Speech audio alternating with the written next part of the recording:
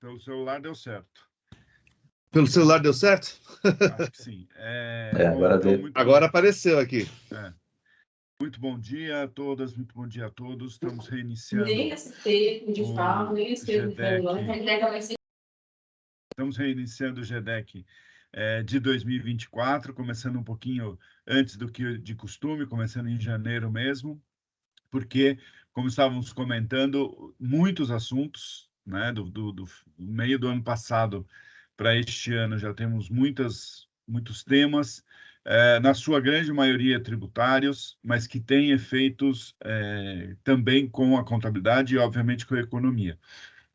E hoje a gente traz como primeiro tema, difícil de achar urgência, né, Eric? A gente estava conversando, é difícil a gente conseguir colocar qual que é mais urgente, mas pensamos nas novas regras de offshore, porque, né, para as pessoas físicas já começa agora, apesar da declaração ainda ser mais para frente, o mês de janeiro já tem, né, rendimentos, pode ter, né, rendimentos já tributados em janeiro. Então, essa foi a ideia de já pegar o primeiro tema, ser esse tema. E para falar com a gente sobre esses temas, nós convidamos a Tatiana Midori, que está sempre aqui com a gente, já é da casa, né? Alguém que conhece bastante, falou bastante sobre esse assunto, e também o Arthur Gregório, um amigo de curta data, né? Nos conhecemos não há muito tempo, mas já tivemos várias conversas sobre esse tema, e é alguém que tem bastante experiência na questão de offshore, de contabilidade de offshore, né? Do controle dessas empresas no exterior. Então, sejam bem-vindos, eu quero também dar as boas-vindas a todo mundo que nos acompanha. E, então, Tatiana, eu passo a palavra para você, para o seu tempo, para você fazer essa primeira explanação sobre essas novas regras. Obrigada, Edson. Eu fiz uma apresentação rápida, que eu acho que é mais fácil, né? Deixa eu ver se eu consigo... compartilhar aqui. Só um minutinho. Vocês estão enxergando? Sim. Ah, perfeito. Eu vou só tratar especificamente de offshore, mas eu já tinha uma apresentação também falando de fundos de investimentos locais aqui, né, por conta do estoque. Mas, assim, a Lei 14.754, todo mundo já sabe que ela tratou das offshore dos fundos locais, né? E em relação ao offshore, envolvendo aplicações e participação em empresas, né, entidades controladas pelas pessoas físicas, houve aí uma mudança significativa, principalmente na parte que trata da atualização, tá, de bens no exterior. Em relação a rendimentos no exterior de pessoas físicas no país, o alcance, então, foi para a pessoa física residente no país, que a partir de janeiro de 2024, aufira efetivamente rendimentos de aplicações financeiras no exterior, né? E aí eu coloco, entre parênteses aí, aplicações financeiras, porque a própria lei, ela traz a conceituação de aplicações financeiras, que apure lucros pelas entidades controladas, apure rendimentos e ganhos de capital relativos a bens e direitos objeto de trustes no exterior. Em relação a aplicações financeiras no exterior, a lei, ela traz, é claro, o conceito de aplicações financeiras, então, são quaisquer operações financeiras fora do país, então, ela traz também a questão dos depósitos, a inclusão dos depósitos bancários remunerados, antes ele estava, né, antes a lei, ela trazia, o projeto de lei trazia depósitos bancários, e aí, realmente, ela ampliou para remunerados, né, porque os depósitos bancários não remunerados não teriam aí a tributação, certificados de depósitos remunerados, as aplicações financeiras em geral, e no final, ela traz que também teriam aí mútuos de recursos financeiros em que o devedor seja residente ou domiciliado no exterior, derivativos e participações societárias, com exceção daquelas tratadas como entidades controladas no exterior, e aí traz, incluindo os direitos de aquisição, que são as opções, né? Como nota, eu coloquei aqui que os ganhos de capital percebidos pela pessoa física residente no país, na alienação, na baixa ou na liquidação de bens e direitos localizados no exterior, que não constituam essas aplicações financeiras, elas permanecem sujeitas às regras específicas de tributação já dispostas no artigo 21, ou seja, aquela alíquota de 22,5, né, até 15, a depender do valor do ganho de capital apurado. Em relação à variação cambial, ela trouxe um alento aí para as pessoas físicas, porque ela fala o seguinte: a variação cambial de depósitos em conta corrente ou em cartão de crédito ou crédito no exterior não será tributada, desde que os depósitos não sejam remunerados. E a variação cambial de moeda estrangeira em espécie não será tributada até o limite de alienação de moeda no ano calendário equivalente a 5.000. Caso exceda, será tributada integralmente. Então, as pessoas físicas, por meio dos seus assessores, vão ter que fazer pelo menos um controle aí da variação cambial, né? É mais trabalho ainda. Em relação a rendimentos, conceituação de rendimentos, né? Só para a gente ter aqui, sempre a gente teve no mercado financeiro de capitais uma discussão do que é rendimento, o que é remuneração. Então, remuneração ela é mais ampla do que rendimentos, né? Mas aqui ela traz que rendimento seria uma remuneração produzida pelas aplicações financeiras no exterior, incluídos de forma exemplificativa, variação cambial de moeda estrangeira, variação de criptomoeda em relação à moeda nacional, rendimentos e depósitos em carteiras digitais ou contas correntes remuneradas, juros, prêmios, comissões, ágio e deságio, participações dos lucros, dividendos e ganhos em negociação no mercado secundário, inclusive ganhos na venda de ações das entidades não controladas em bolsa de valores no exterior. Então, ela já também conceitua. Em relação à possibilidade de dedução do IR incidente sobre os rendimentos das aplicações financeiras no exterior, né, ela prevê, que eu achei muito bom, né, porque trouxe também uma transparência, mas também se não tivesse prevendo essa possibilidade de dedução, pela lei a gente também já poderia considerar, ou seja, a dedução do IR pago no país de origem dos rendimentos, desde que esteja prevista a compensação em acordo, tratado ou convenção, ou tiver aí uma reciprocidade de tratamento em relação aos rendimentos produzidos no país. Então, quase todos os países já têm isso, né? Só que não poderá ser deduzido do IRPF o IR pago no exterior passivo de reembolso, de restituição, de ressarcimento ou de compensação sob qualquer forma no exterior. Então, já traz também aquela obrigação de o contribuinte verificar a legislação da jurisdição lá de fora e nessa parte da legislação lá de fora já fazer aquela tradução juramentada, no caso de tiver algum questionamento por parte da Receita Federal aqui. O IR pago no exterior, não deduzido no ano calendário, não poderá ser deduzido do IRPF em anos calendários posteriores ou anteriores. Então, diferentemente, depois a gente vai ver para as entidades controladas, em relação à dedução dessa parte de aplicações financeiras do IR pago no exterior, então, as pessoas físicas, por meio dos seus assessores, vão ter que controlar, administrar direitinho, porque senão ele perde aquele IR pago lá no exterior, né, o saldo. Aplicações financeiras no exterior, né, então tem uma perguntinha que foi feita no Q&A, que é a variação cambial de depósito em moeda estrangeira. A variação cambial de depósito em moedas estrangeiras não remunerados continua isenta? Aí ele coloca assim, né, que a variação cambial de depósitos não remunerados em moeda estrangeira, tal como uma conta corrente em banco no exterior, em moeda estrangeira sem nenhuma aplicação automática, o rendimento continua isenta. Então, por isso que várias pessoas físicas também verificaram lá no exterior suas contas correntes, né, para efetivamente tratar de forma diferente. Então, trazer, por exemplo, um controle para a conta corrente que tenha, por exemplo, que seja não remunerada e conta corrente que seja remunerável. E ativos virtuais, porque eu mencionei aqui a criptomoeda, né? Então, aqui também foi feita outra perguntinha: todos os ativos virtuais serão considerados como aplicações financeiras no exterior?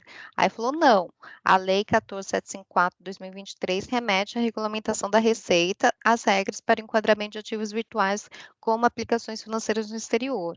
Então, o QNI traz isso, mas até hoje não saiu essa instrução normativa. Então, a regra, como que ela fica aqui, né? Deixa eu ver se eu consigo pegar um ponteiro. Antes da produção dos efeitos da Lei 14.754, a gente tinha, para aplicações financeiras, aquela, em regra, né, a regra de ganho de capital, né, anterior, porque aplicações financeiras, a rigor, não, como não tem uma regra clara, não tinha uma regra clara de tributação, a gente aplicava, a princípio, né, a regrinha de ganho de capital anterior, que é de 0 a 22,5, e com a lei 14.754, fica tudo a alíquota de 15%. Melhorou bem. Em relação ao momento da tributação, também para as pessoas físicas melhorou bem, continua sendo considerado o momento da efetiva disponibilização, né? Só que a apuração do imposto ela não seria mais mensal, ela passaria a ser anual. Então, assim, simplificou a vida de quem só tem aplicações financeiras, porque todos os rendimentos vão ser computados num todo na declaração anual de IRPF.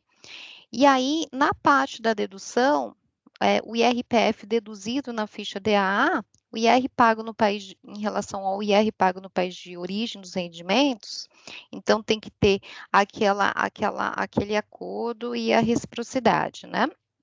Tudo que a gente já tinha colocado aqui. Em relação a controlados no exterior, que é um dos pontos que foi bem discutido também no mercado, como que fica, né? Os lucros das controladas no exterior, antes, né, da produção dos efeitos da 14.754, eles eram tributados a alíquota de 27,5%, alíquotas progressivas, né? E agora, com a lei 14.754, a alíquota de 15%, né? Então, o que seria controladas no exterior, né? Enfim, o controle tem que ter um controle direto, indireto, isolado, em conjunto com parte relacionada, ou tem que ter menos de 50% do capital dos lucros, preponderância, né? Na tomada de decisões, tudo que a gente também já considera, até para fins contábeis, né? Se tem ou não influência significativa ou não, né? E inclui pessoas jurídicas, fundos de investimento, fundações e outras entidades, né? E lucros apurados, né? Em relação a lucros apurados, que é o estoque, ou seja, lucros apurados até 31/12/2023, eles serão tributados no momento da efetiva disponibilização. E os lucros apurados a partir de 1/1/2024 serão tributados automaticamente em 31 de dezembro de cada ano, porque tem que fazer aí uma apuração, um balanço anual, independentemente da sua distribuição. O que eu achei interessante é que o Q&A, como a legislação fala que precisa segregar os lucros apurados até 31/12/2023, que continua com a regra antiga, ou seja, serem tributados no momento da efetiva disponibilização, e lucros apurados a partir de 1/1/2024, serem apurados anualmente. E aí a Receita Federal, ela trouxe que, considerando que existe essa diferenciação entre o momento da tributação dos lucros até 2023 e dos lucros a partir de 2024, é importante que o contribuinte mantenha destacado na contabilidade da offshore os lucros apurados até 2023 e a partir de 2024 indique o ato societário de distribuição de dividendos à origem do lucro distribuído. Então, isso é bem importante porque o controle vai ser feito tudo na contabilidade. Possibilidade de dedução de prejuízos apurados a partir de 1/1/2024 e compensação de imposto de renda pago no exterior sobre os mesmos lucros. Lucro tributado impacta efetivamente o custo de aquisição da controlada. Então, é bem importante isso que, pelo menos, aí faz todo o sentido, né, que a lei trouxe.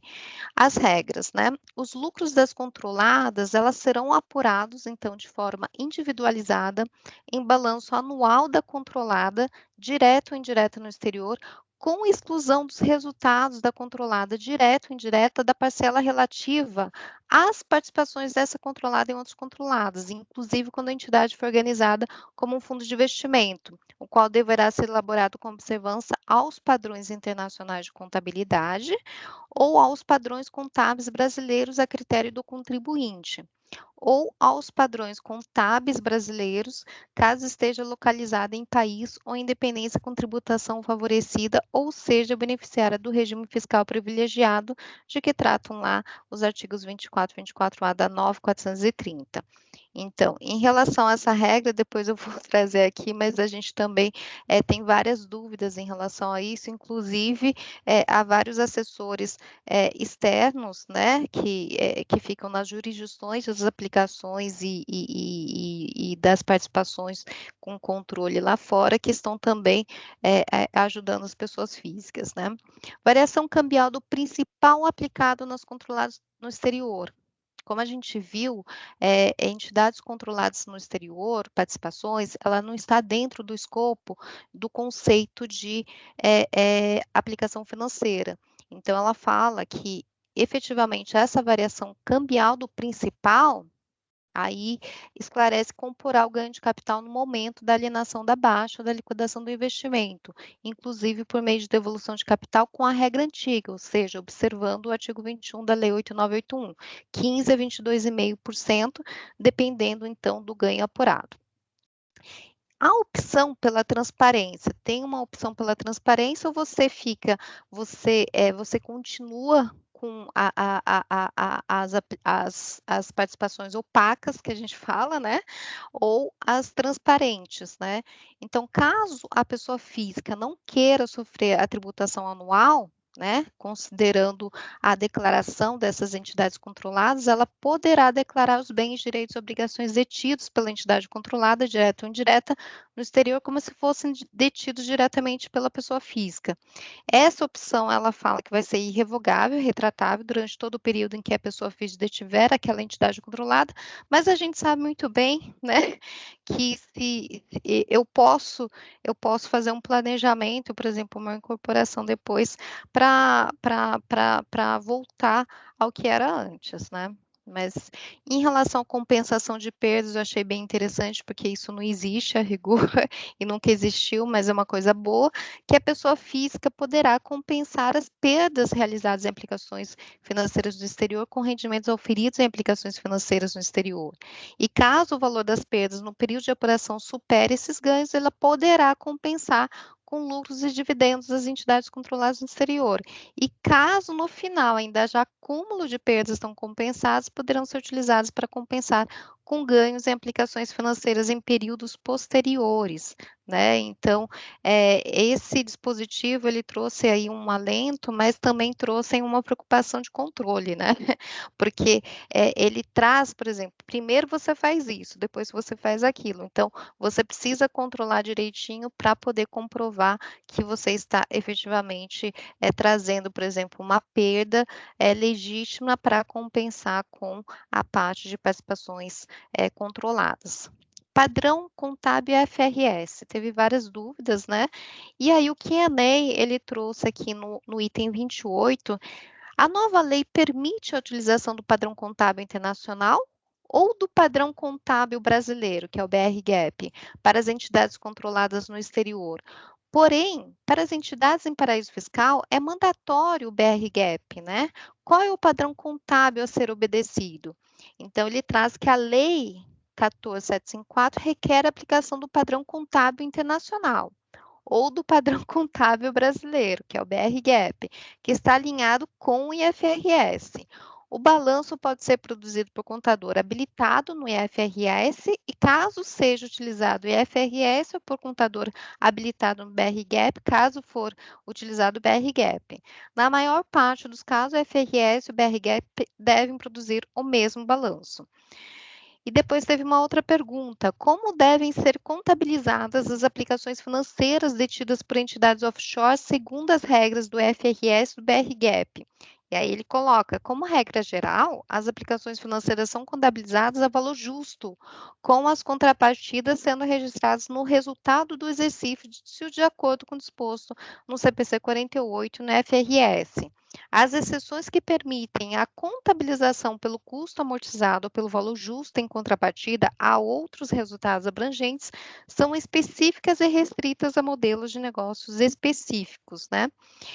E aí, outra pergunta que também sempre surgiu é: olha, eu posso utilizar a minha entidade offshore para pagar meus gastos pessoais? Aí ela fala que não, a princípio não, né? Que isso vai ser considerado, a princípio, como sendo uma distribuição, né? Então, estaria sujeito aí à tributação. Em relação às regras de trustee, a gente sabe muito bem que trustee ele tem uma carinha diferente, né, sui generis, porque não tem uma legislação específica lá fora tratando, trazendo uma figura de pessoa jurídica, por exemplo, para trustee, ele seria mais visto como um contrato, né? Então, o trustee ele passa a ser transparente para fins fiscais no Brasil, tem que ser declarada pelo instituidor do trustee, que instituiu aquele trustee para determinada finalidade, quer seja quando ele falecer, ele passa ao beneficiário, né, todos os bens atrelados ao trustee, e na declaração de bens e direitos devem constar os ativos subjacentes, e não a trustee, considerar o beneficiário como titular no momento da distribuição ou transferência para o falecimento. Então, todos aqueles bens que estavam atrelados ao trustee que não apareciam a rigor, agora passam a aparecer. Bens e direitos são considerados para fins fiscais de titularidade do instituidor até a sua distribuição ao beneficiário ou falecimento do instituidor, é como se eles estivessem desconsiderando a rigor do trustee, o que ocorrer primeiro. E, a partir de 1 de 2024, rendimentos e ganhos de capital relativos a bens e direitos objeto trustee são tributados pelo titular na respectiva data, conforme o regime fiscal aplicável, ou seja, se for aplicação financeira ou se for participação incontrolada. As distribuições aos beneficiários têm natureza jurídica de doação, né? Então, ele vai considerar como sendo doação, e contratos similares ou trustees devem observar a mesma regra, por exemplo, então por isso precisa tomar um certo cuidado. Seguros de vida internacionais resgatáveis, a Receita já entende como se fosse um trustee. Os bens e direitos constantes na declaração de imposto de renda pessoa física referente ao ano calendário 2022, em relação à atualização de bens e direitos no exterior, tá? Isso é bem importante, porque tributariamente, financeiramente, é melhor a pessoa física, é claro, fazer a atualização desses bens, né? Então, ele pode ser atualizado para valor de mercado em 31/12/2023, com tributação do ganho pelo RPF, alíquota de 8%. Então, devendo ser pago o imposto, é claro, até 31 de maio de 2024. Aplique-se, inclusive, então, para aplicações financeiras, bens imóveis, veículos, aeronaves, embarcações, participações incontroladas, trusts, entre outros, e é possível escolher o bem, direito a ser atualizado. Não poderão ser atualizados, então, alguns bens que ele já coloca, bens e direitos não tiverem sido declarados no ano calendário de 2022 ou adquiridos em 2023, bens já alienados, baixados ou liquidados antes dessa opção, é claro, moeda estrangeira em espécie, joias, pedras e metais preciosos, obras de arte, antiguidade e valor histórico. Na opção, a atualização do custo de aquisição de bens e direitos adquiridos com rendimentos auferidos em moeda estrangeira, ela vai compor o custo e não será tributada, né? Então, eu fiz aqui só um exemplozinho. Se eu adquirir bens e direitos no exterior no passado, em reais, nesse caso, eu já tenho um custo em reais do bem no exterior. Se eu optar pela atualização do bem para o valor de mercado, o valor de mercado do bem expresso em moeda estrangeira, ele vai ser convertido em reais pela cotação do último dia do mês de dezembro de 2023. Aí, esse delta, que é a diferença do valor de mercado em reais com o custo de aquisição, eu tributaria a alíquota eu errei aqui, é de 8%, tá? Se eu adquirir bens com rendimentos oferidos no exterior em moeda estrangeira, nesse caso eu tenho um custo em reais do bens no exterior, pois fiz a conversão da moeda estrangeira à época do evento. Se eu optar pela atualização do bem a valor de mercado, o valor de mercado do bem expresso em moeda estrangeira, ele vai ser convertido em reais pela cotação do último dia útil do mês de dezembro de 2023. Esse delta eu tributo a alíquota de 8%, tá?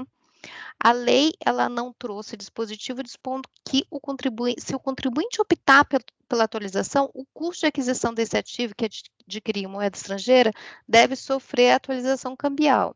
Ainda que não esteja claro o valor da atualização cambial do custo desses ativos adquiridos com rendimentos originariamente oferidos no exterior, parece, pela lógica, poderá ser acrescido ao custo de aquisição, né? E foi isso que aconteceu no Q&A, tá? No Q&A, ele falou que essa atualização do custo de aquisição do bem adquirido em moeda estrangeira, ela estaria isenta, tá? E faria parte do custo de aquisição. Então, foi justamente que foi esclarecido. Mas no Q&A, ele pergunta, tem uma pergunta que me causou estranheza, que fala o seguinte: olha, eu declarei meus ativos localizados no exterior no regime especial de regularização cambial e tributária. Na atualização do valor com pagamento do imposto de 8%, esses ativos serão considerados como tendo origem em rendimentos oferidos originariamente em moeda estrangeira? Aí a Receita colocou não. O mero fato dos ativos terem sido declarados no RECT não indica que eles possuem origem em moeda estrangeira. Não obstante, em caso específico, se o contribuinte for capaz de comprovar que a origem dos ativos, de fato, historicamente, antes da declaração do RECT, se deu de rendimento oferido originariamente em moeda estrangeira, essa parcela em relação é claro, em relação à atualização vai ser 8%, e essa parcela da atualização, que é a parte da atualização cambial, estará isenta do imposto de renda, mas somente se o contribuinte for capaz de comprovar que a origem dos ativos, de fato, ocorreu com moeda estrangeira. Só que, se a gente for ver bem a Lei 13.254, de 2016, que trata do RECT, né, essa lei estabeleceu aos ativos objeto de regularização a obrigatoriedade de se apurar um ganho de capital ficto, né, em 31 de dezembro de 2014, com o mesmo tratamento conferido ao ganho de capital na alienação de bens adquiridos com rendimentos oferidos originariamente em moeda estrangeira. Tendo em vista que essa lei, em relação à moeda utilizada na aquisição daqueles bens, fixou o emprego de moeda estrangeira a todos os ativos declarados no regime e estabeleceu ainda que a base de cálculo para a incidência do IR no RECT era justamente o valor do montante desses ativos, que deveria ser convertido em dólar norte-americano para a cotação do dólar fixado para a venda do Banco Central do Brasil e depois em reais. Então, à vista disso, pelo menos a meu ver, por óbvio que adotou o mesmo cálculo previsto no parágrafo 5º do artigo 24 da MP 2158, que trata de ganho de capital decorrente da alienação de bens ou direitos e da liquidação e resgate de aplicações financeiras adquiridos em moeda estrangeira. Então, assim, causou muita estranheza, né, esse Q&A, porque realmente, à época, houve várias, assim, provocações feitas pela Receita, a Receita nunca respondeu, né, e se a gente for ver bem pela lei, é claro, o RECT, ele ampliou, porque especificamente a finalidade era as pessoas declararem esses bens, né, e se eles declararem esses bens, nunca tendo declarado, ou seja, nunca tendo o histórico, por essa lei, foi considerado como bens adquiridos em moeda estrangeira, né? Inclusive, deu aí o regime de ganho de capital de bens e direitos no exterior adquiridos em moeda estrangeira. Então, causou um pouco de aflição que o contribuinte agora precisaria comprovar a origem, se a origem que foi dada pela lei foi moeda estrangeira. Em relação ao mútuo para pagamento de atualização, eu achei interessante isso, porque várias pessoas vão fazer isso, né? Que as operações de mútuo feitas entre entidades offshore e o sócio, pessoa física com finalidade específica de pagamento do imposto antecipado até 31 de maio, serão considerados como distribuição de lucros? Nesse caso, ele fala que não, né? E não sofrerá a incidência do imposto de renda. Então, também é bem interessante, traz um alento aí. Revogações, né? Quais são as revogações consideradas? Revogou, né? Houve revogação da distinção entre rendimentos e ganhos oferidos originariamente em moeda estrangeira e originariamente em reais. E qualquer ganho de capital será calculado e tributado pela diferença, então, em reais entre o custo de aquisição e o valor da alienação com tributação da variação cambial. e também houve revogação da isenção relativa aos ganhos apurados na venda ou liquidação de bens localizados no exterior, né, que tenham sido adquiridos a qualquer título na condição de não residente. Então, vamos pensar num caso assim: se eu sou uma pessoa física, vou para o exterior, me torno não residente fiscalmente, compro bens lá fora, comprei bens lá fora, volto para cá para o Brasil, e aí eu mudo a minha condição de novo para residente. Eu tinha, em relação aos ganhos apurados, sobre os bens que eu adquiri como não residente, eu tinha isenção. Então, o que eu posso fazer agora? Poxa, então é melhor eu pegar e atualizar esses bens pela nova regra, alíquota de 8%, porque a atualização, a rigor, vai se dar, considerando que a atualização tem que considerar o valor de mercado até 31 de dezembro, a atualização vai se dar em 2023. Então, eu nem teria que me preocupar com a alíquota de 8% sobre esse ganho de capital oferido na atualização desses bens, porque eu considerei que aqueles bens foram adquiridos quando eu era investidor, eu era não residente, né? Então, eu tenho direito à isenção. Então, eu acho que assim, só para a gente dar uma provocada, né, Edson? Eu acho que é isso. Eu tinha feito uma apresentação para fundos aqui, mas eu não vou falar. Deixa eu colocar aqui. E aí, essa é mais para a gente provocar e introduzir aqui essas questões. Não, foi ótimo, Tatiana, muito obrigado. Deu para ter uma visão geral, bem organizada da lei. Eu queria então passar a palavra agora para o Arthur. O Arthur, Arthur, você fica à vontade, você pode falar o que você quiser, mas eu imagino que vai ser concentrado mais na questão da contabilidade da offshore, qual é o critério de, né, escolha, transparência e tudo Legal. mais. Bom, Arthur, a palavra é sua. Obrigado. Bom, antes de mais nada, parabéns aí, Tatiana, pela apresentação bem completa e concisa. Obrigado, Edson, por me convidar. Se o professor Eliseu está por aí ainda, tá aí. Acho que eu me encontrei com o Edson por decorrência da amizade com o Jerônimo Antunes, né, que é nosso colega lá, também aluno do professor, né, e lá na USP, e daí que a gente se encontrou agora. O Edson pediu ao Jerônimo uma apresentação para esse tema, né, da Lei Contábil Brasileira e da fundamentação aí dos padrões contábeis. Eu sou contador, pratiquei auditoria independente no começo da carreira, depois fui auditor interno de banco, e mais no final da minha passagem pela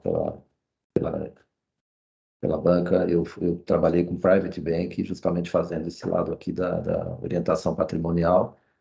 Passei ali pelo time do Wealth Planning lá do Unibanco, e depois passou para o Itaú. Não sei onde a Tatiana está lá. Você está no Wealth Planning, Tatiana? Está no jurídico? Então, eu trabalhei muito tempo no Banco Itaú, né, uns legal. 13 anos, mas agora eu estou na mãe do Itaú, né, na Itaúsa, na holding, ok, bacana, isso. bacana. Então nós temos uma firma de serviços administrativos, financeiros e contábeis para indivíduos e famílias detentores de patrimônio relevante. Esse é o nosso foco. Nós atuamos com private clients, né, no sentido clássico do que os bancos tratam. Então, indivíduos, famílias que têm patrimônios diversificados, alocados no Brasil e no exterior. A imensa maioria dos nossos clientes tem ativos no exterior. E, por decorrência dessa orientação e desse foco, a gente desenvolveu uma plataforma de serviços contábeis, por demanda, inclusive, dos clientes, né? E então essa plataforma trata justamente de fazer o balanço, fazer a contabilidade, esse tema todo que está em pauta aqui agora. Nós temos alguma coisa como 180 famílias que compram serviços nossos, dos quais aproximadamente 150, bom, todos têm ativos no exterior, e por volta de 150 desses clientes têm os seus ativos organizados através de entidade controlada. Novo nome, né, agora das antigas offshores, PICs e tudo mais. Agora a gente está renovando o vocabulário, vamos chamar então de entidades controladas, para alinhar com a legislação, né, que acho que foi bem interessante. Então, nossa prática é fazer, então, a contabilidade, é fazer a declaração de imposto de renda, é calcular o imposto de renda sobre os rendimentos auferidos diretamente pela pessoa física, é calcular o ganho de capital na redução de capital, na distribuição de lucro. Então, nós estamos dentro desse contexto já há 19 anos, né?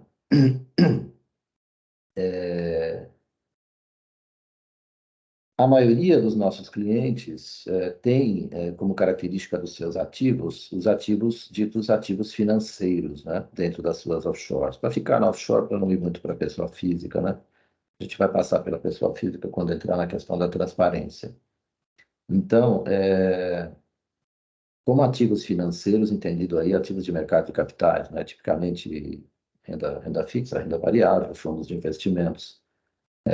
Operados em mercados organizados, né, bolsas de valores, mercados organizados de compra e venda de papéis. Então, aquela característica que a própria Receita Federal sempre identificou e volta a fazer isso aqui agora na própria lei ao falar em tributação de rendimentos de ativos financeiros, separado da tributação de rendimentos dos lucros das entidades controladas. Então, consagrou o conceito de ativos financeiros. Dentro da entidade controlada, então, essa mesma classe de ativos financeiros que vai determinar questões relacionadas ao pago transparente, vai determinar questões relacionadas à marcação a mercado ao valor justo, afetando ou não o resultado. A gente vai chegar nesse ponto aqui na explanação, né? Algumas situações é menos comum, mas já tornando-se cada dia mais comum, de ativos não financeiros, de imóveis, veículos, né, veículos de toda a natureza, aeronaves, embarcações, e temos acervos de obras de arte, e tem clientes com as mais diversas situações de ativos não financeiros, que também leva a algumas discussões técnicas a respeito de padrões contábeis aplicáveis, de como tratar o valor justo e todas essas questões que a gente está vendo aqui, né? Nesse momento, janeiro, né, dia 26 de janeiro, 24, vigência da lei, né, 14754, como a Tatiana colocou, o que nós estamos fazendo neste momento, o que os nossos clientes estão tratando neste momento, né? Em preparação ao que virá aí com a declaração do imposto de renda. Estão justamente avaliando a primeira questão, que é pagar ou não os 8%, né? Ou deixar para tributar a 15% se e quando ocorrer a distribuição dos resultados e a redução do capital da empresa existente até 31 de dezembro de 23. Então, uma clara distinção entre o antes e o agora, depois, né? O antes, fixado a data 30 de 12 de 23, e o depois passa a correr a tributação anual do lucro gerado pela companhia. Então, no antes, então, um capital histórico formado por exemplo, né, na maioria dos casos, remessa de capital do Brasil para o exterior, sem a variação cambial isenta, portanto, uma discussão bem simples. Um montante de moeda estrangeira, comprovado, confirmado por remessas cambiais, né, cada um no seu momento, cada taxa de câmbio, portanto, uma taxa de câmbio média, que isso reflete um valor em reais que devia estar, e geralmente está, espelhado na declaração do imposto de renda da pessoa. Então, cada caso é um caso. Um caso é igual ao outro, na medida em que a formação do custo médio da moeda, né, da taxa de câmbio de cada situação específica, é uma taxa média de câmbio diferente da outra. Raramente você encontra taxas de câmbio iguais. Portanto, o cálculo da variação cambial incidente sobre o capital original, que é tributado, né, na faixa de 15 a 22,5, poderia ser pago a 8, na medida em que seja interessante. Então, claro, óbvio, capitais mais antigos, né, taxas de câmbio médias mais antigas, sugerem, deixa eu fechar aqui, pagar os 8, né, para aproveitar essa isenção, ou essa distinção entre 8 e 15. Capitais mais novos, taxas de câmbio mais recentes, aproximam mais da taxa atual, então um cálculo muito caso a caso. E a própria proporção de quanto de lucro tem, né, nessa companhia em relação ao capital. Pode ter mais ou menos lucro em função da história da companhia. Ganhou mais, ganhou menos, perdeu, ganhou. Então, nós estamos nesse momento ajudando os clientes a analisar cada caso, um a um, e ver se pagar 8 ou deixar para pagar 15 no futuro é mais interessante. O pagar 8 agora ou pagar 15 no futuro, se e quando acontecer um movimento financeiro da companhia em favor ao sócio, seja redução de capital, seja distribuição de lucro, entra no conceito financeiro de payback, né? Então você cogita uma taxa de rentabilidade anual sobre o patrimônio da companhia, atinente ou condizente com o histórico recente da companhia, mais ou menos risco na carteira, aquela discussão financeira típica de taxa de retorno sobre investimentos, né? Então, para grosso modo, né, para situações de um rendimento médio a partir de 4,5%, limitado aí a 5,5%, não muito mais que isso, para não falar de muito risco na carteira, a gente vai ter um retorno de 8 a 10 anos, né? Entre pagar 8 hoje ou não pagar 8 hoje e pagar 15 daqui 10 anos, né? Então, entra em cena a questão de vou usar o dinheiro, pretendo usar o dinheiro, a família tem planos de usar o dinheiro no horizonte de 8 a 10 anos? Algumas respondem sim, estamos com planos de reduzir o capital, trazer para o Brasil, comprar um imóvel novo fora da companhia, um tipo de uso, distribuir para filhos, qualquer tipo de situação. Bom, então paga 8, que pagar 8 para não pagar 15. Não vou usar, é um dinheiro de reserva, nunca usei, não vou usar, continuo não usando. Bom, por que eu vou entregar 8 para o governo agora se eu posso entregar 15 a conta-gotas? Se e quando eu fizer movimentações no capital da companhia histórico ou no lucro histórico da companhia, né? Porque 8 é pelo todo, né? É uma soma única e total sobre o valor da companhia. 15 será na, na, na medida em que for retirado, for distribuído capital ou lucro da companhia, se e quando isso acontecer. Então, há uma medida de incerteza no temporal e uma medida de fracionamento da tributação. Então, quando eu coloco esses elementos em consideração, eu posso afirmar para você, mais de 80% dos meus 150 clientes não vão pagar os 8%, né? Porque fazem a conta, avaliam a situação pessoal familiar e chegam à conclusão que não vale a pena desencaixar 8% de imposto sobre o patrimônio total da companhia contra uma medida de expectativa de não uso do capital. Então, prefiro reter o dinheiro no meu bolso e fazer uso dele dentro da companhia, gerir o dinheiro sob o meu critério de gestão e no horizonte de 8 a 10 anos eu terei gerado um caixa, né, uma rentabilidade que 8 encontra 15, né? Pelo juro composto, aquela equação típica de finanças. Então, e tem lá aqueles 10 ou 15% de casos que, por razões diversas, querem pagar os 8, né, para destravar o uso do capital, né, destravar a mobilidade do capital, e pretendem, de fato, fazer algum tipo de utilização e tal. Mas esse é o primeiro ponto que estamos discutindo nesse momento, né? Nesse ponto da discussão, entra a questão da variação cambial isenta, para os casos que tiveram origem efetivamente auferida no exterior, como descreveu a Tatiana, profissionais que fizeram carreira no exterior, em diversas outras situações onde o capital é comprovadamente auferido no exterior, e uma grande parte dos meus clientes passaram pela anistia em todo do capital ou em parte, né? E estão diante do dilema ou do enfrentamento jurídico de, como descreveu a Tatiana, né? Se embasar no que diz o estrito senso da lei, que, como ela descreveu, dá fundamentação para se considerar o capital revelado na anistia como sendo auferido originalmente no exterior por força dos argumentos jurídicos que ela descreveu e que são intensamente ou profusamente ou intensamente defendidos por alguns tributaristas renomados, né?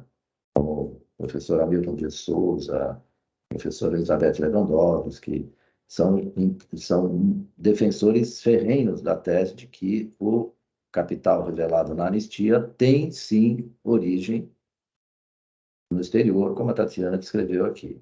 Então, o cliente agora, o contribuinte, né, ele está diante de uma decisão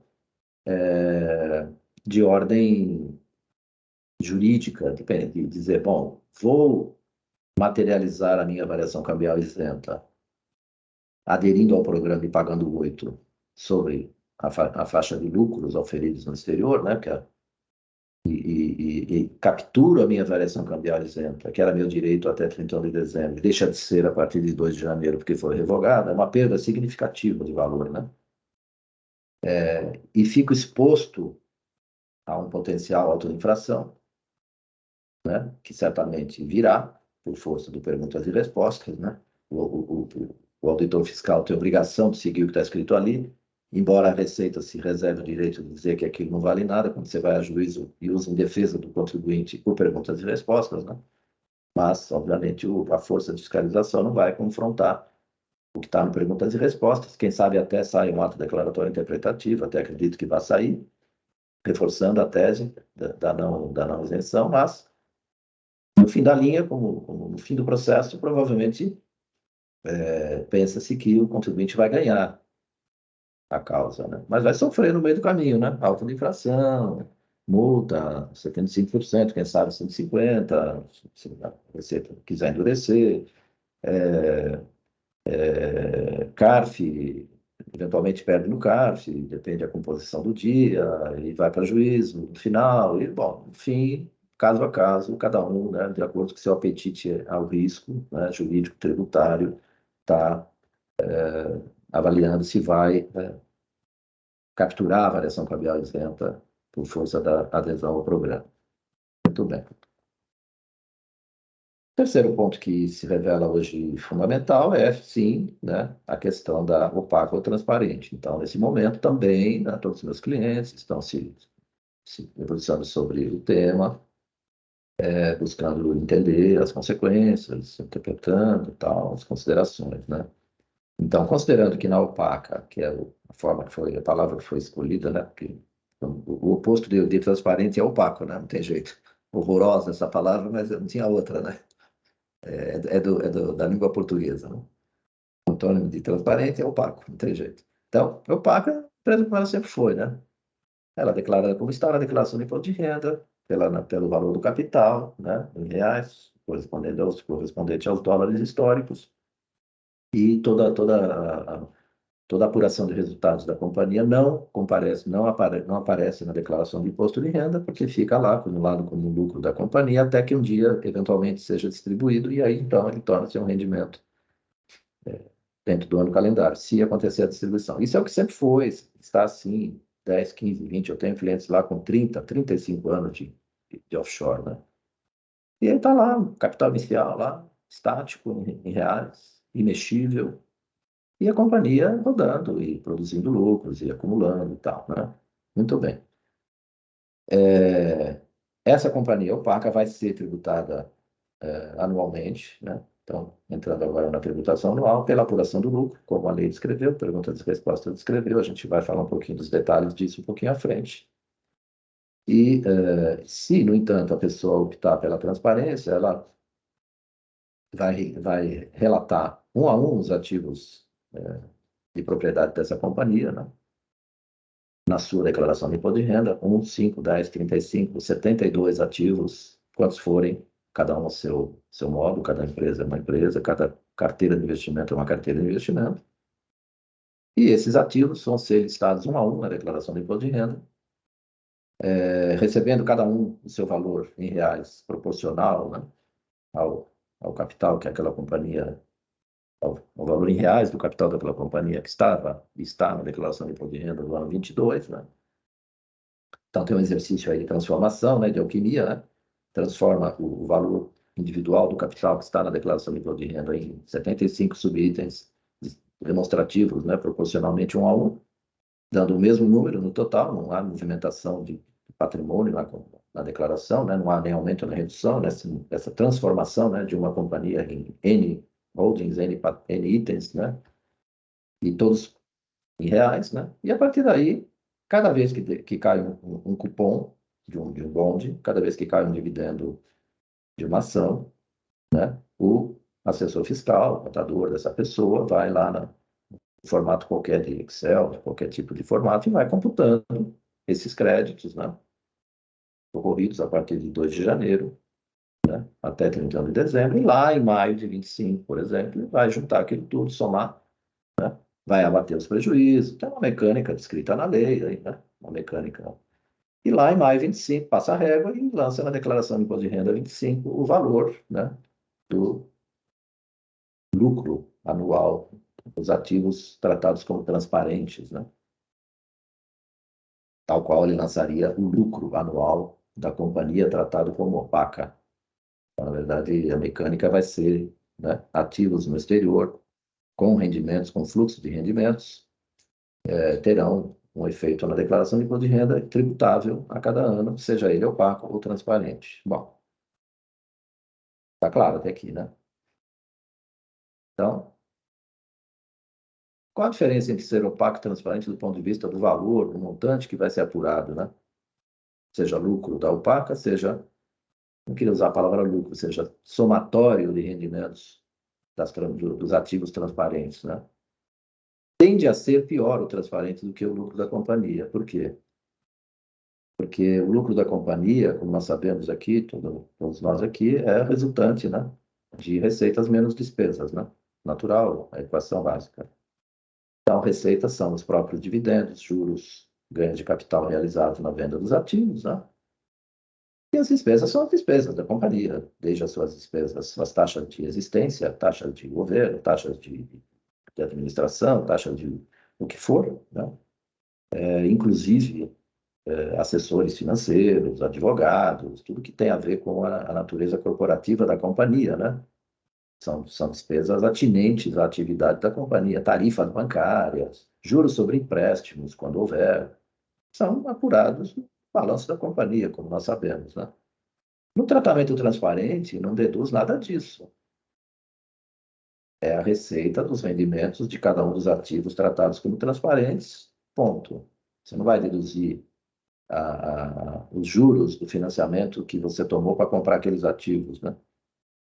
Você não vai deduzir a taxa de administração da companhia, você não vai deduzir as despesas dos advogados que reorganizaram, organizaram, atualizaram qualquer situação da companhia, você não vai deduzir o contador que faz a contabilidade da companhia, você não vai deduzir o agente de registro e provedor de endereço no local onde a companhia existe. Então, tem ali um conjunto de despesas que não será aproveitada, né? Não será deduzida da apuração do lucro, do rendimento total consolidado do ano nos ativos transparentes. Mas, ok, a decisão por transparente ou opaco, ela vai ter outros elementos determinantes, né?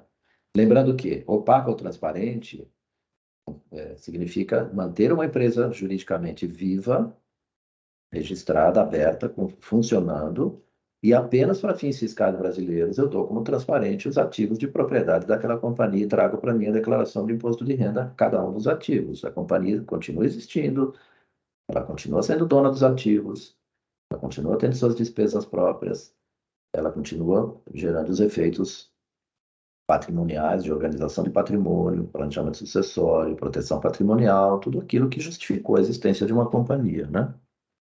Ela vai continuar tendo que fazer o balanço, segundo um padrão contábil que ela escolha, que não precisará ser brasileiro, já que os ativos são transparentes, mas continua pagando o contador, continua apurando balanço, continua tendo as mesmas características, né? Na declaração de capital brasileiro no exterior, ela continuará sendo declarada como companhia e não como transparente. Na verdade, essa opção pela transparência, ela pode até ser bem interessante para algum tipo de ativo bem específico, né? Haver, tipo, algum investimento específico em private equity, algum investimento específico em participação societária, que, como dito pela lei, explicado pela Tatiana, né? A equivalência patrimonial vai ser descartada, né? No balanço vai ser tributado, porque serão tributadas cada uma das camadas individualmente. Então, eventualmente, algum tipo de ativo de propriedade, provavelmente não os ativos financeiros, que justifiquem um tratamento de transparência. Eu acho que é bem razoável que venha a existir. Mas eu estou muito convencido de que para carteiras de investimentos financeiros, típicas do indivíduo ou da família brasileira, que reservam uma fração do capital e aloca no exterior para diversos fins, né? Acesso a mercados, descentralização de risco, balanceamento de rentabilidade. Essa decisão de ter uma fração de 10, 15, 20, 30%, às vezes mais, do capital financeiro da família alocado no exterior em uma carteira de investimentos em ativos de mercado, eu não encontrei até agora uma razão que justifique tratar como transparente, né? Mas deixo em aberto aqui, por todos esses aspectos, e principalmente pelo fato de que tenderá a ser maior o somatório de rendimentos na transparente do que o lucro apurado pela opaca. Vou reservar aqui o valor justo para um próximo capítulo aqui, já falo sobre isso. Tem a questão do valor justo que pode influenciar. Muito bem. Bom, o que mais está acontecendo neste momento? Então, está acontecendo de os proprietários, acionistas, né, e diretores das companhias estarem adaptando, né, o seu management, a sua governança, para adotar um novo padrão contábil na sua companhia.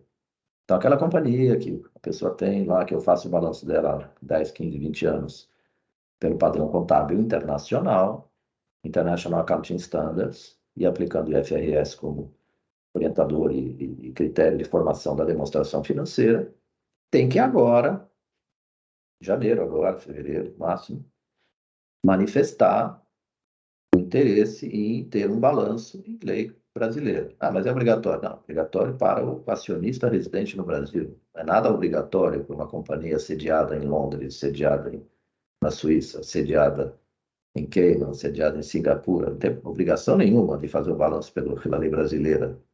Então, vamos diligentemente passar uma resolução aonde a diretoria fala, passaremos a adotar o padrão brasileiro. Algumas estão adotando 2 padrões. Mantenho o padrão contábil internacional IFRS e também farei o padrão contábil brasileiro, para a finalidade do meu sócio, um dos meus sócios, por sinal, tem companhias que eu faço que não são todos os sócios residentes no Brasil. Tá? Então, muitas estão dizendo, segue como sempre foi, IAS e IFRS, e também o padrão brasileiro. É um duplo custo para atender este específico sócio que mora no Brasil e tem 57% do capital da companhia. E precisa de um balanço em lei contábil brasileira. A maioria, né, são capitais 100% controlados por residentes no Brasil. Então, a maioria vai ter só um padrão contábil na companhia, enquanto não surgir um padrão contábil obrigatório no país sede da companhia, que não será certamente o brasileiro, né? Nenhum país sede internacional de companhias, os mais diversos, vai adotar o padrão brasileiro. Por que faria isso, né? Por que Bahamas vai adotar como padrão contábil das companhias bahaменses o BR-GAAP? Né? Não vai adotar. E como o regulatório dos países, né, avança rapidamente para ter um padrão contábil, cada país ter o seu, né? Alguns já estão exigindo o arquivamento de um balanço anual, embora ainda não determinando qual padrão contábil, né? BVI, British Virgin Islands, já exige o arquivamento de um balanço anual e não determinou o padrão contábil. Provavelmente vai aceitar qualquer padrão contábil, né, adotado pela companhia. Mas um dia talvez não seja mais assim. Talvez um dia ele determine o seu próprio padrão contábil, que vai então criando diversas demonstrações financeiras para a mesma companhia, né? Mas ok, então neste momento as companhias estão passando suas resoluções, adotando o padrão contábil brasileiro, e já que, né, está fazendo uma resolução, vamos tratar também da questão do enquadramento, né, do modelo de negócio dessa companhia para fazer frente ao CPC 48.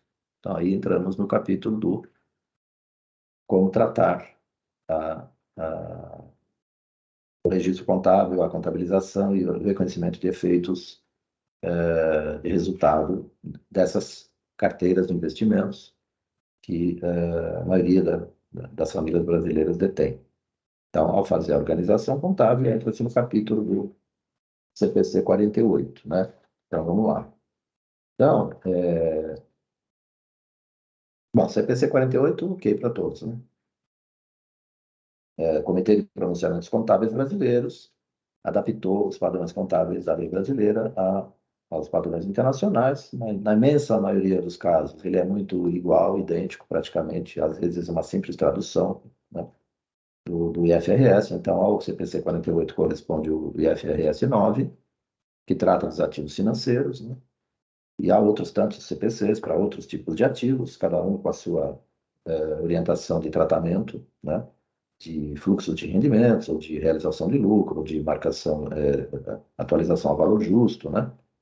Então, curiosidade, né? Quem está acompanhando a movimentação da legislação desde a primeira medida provisória, lá em abril, acho que todos nós aqui estamos, né? Devem ter percebido uma evolução, né? Na forma de se expressar, na forma de se referir ao que hoje todos já estão se referindo ao valor justo, né? Essa conversa começou como sendo marcação ao mercado, lembram-se?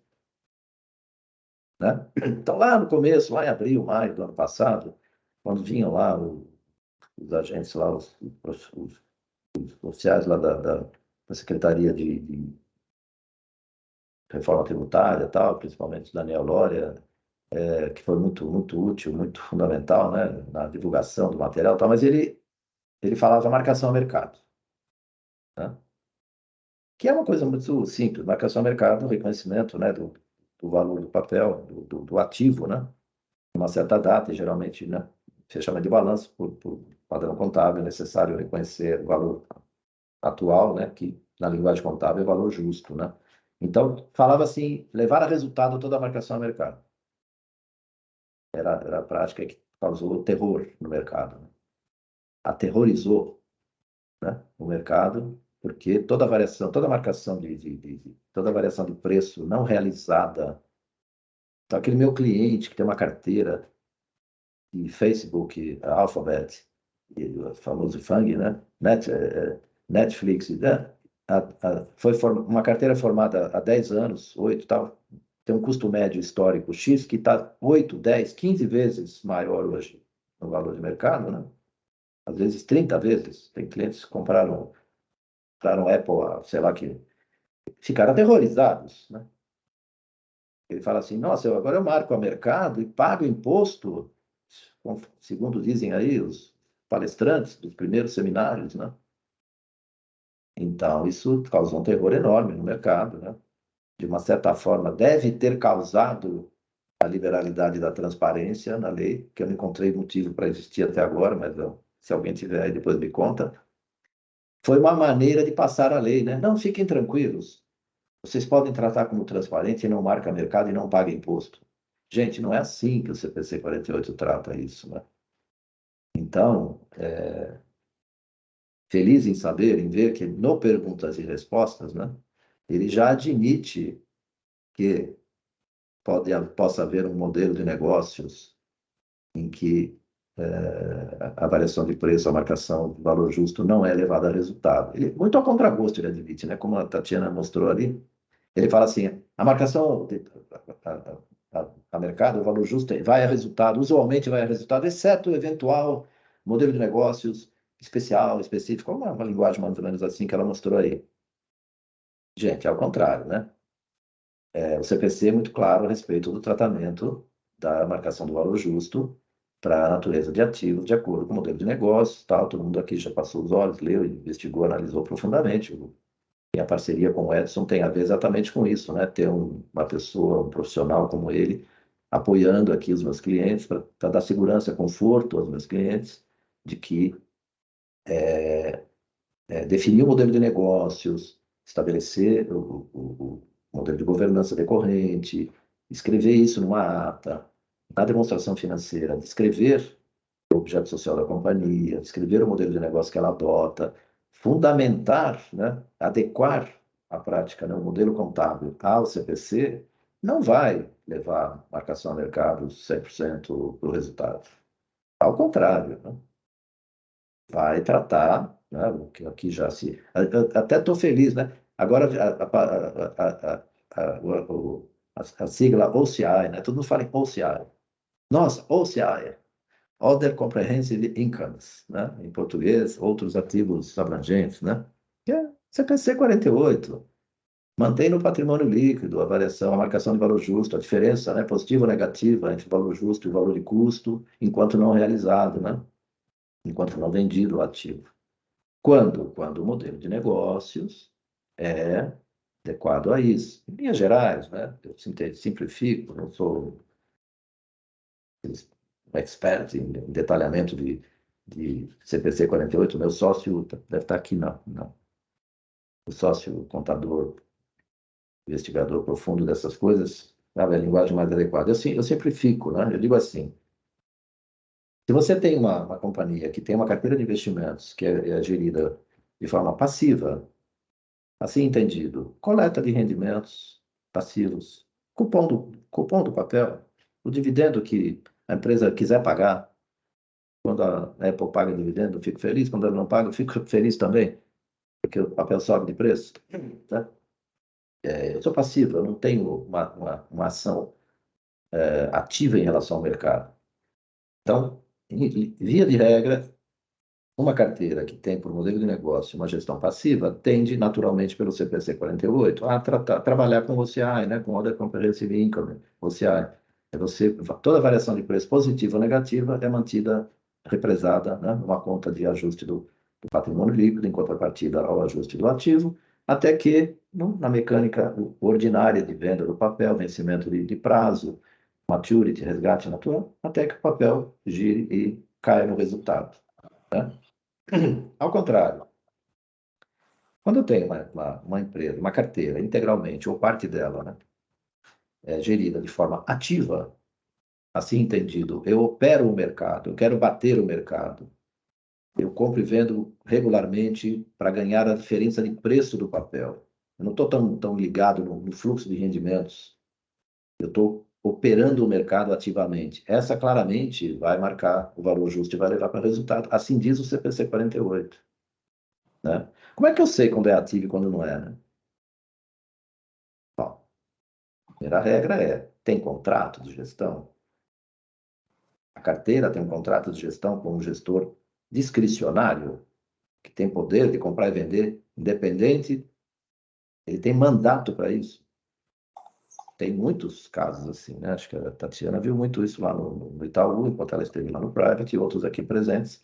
Deve ter. Tenho muitos clientes que têm carteiras com gestão ativa contratada discricionariamente junto a operadores, bancos, corretores. Então, esses clientes estão sendo alertados que aquele pedaço todo ou parte da carteira dele que é gerido dessa forma vai ser levado a resultado a variação de preço, para o bem ou para o mal, positiva ou negativa. Né?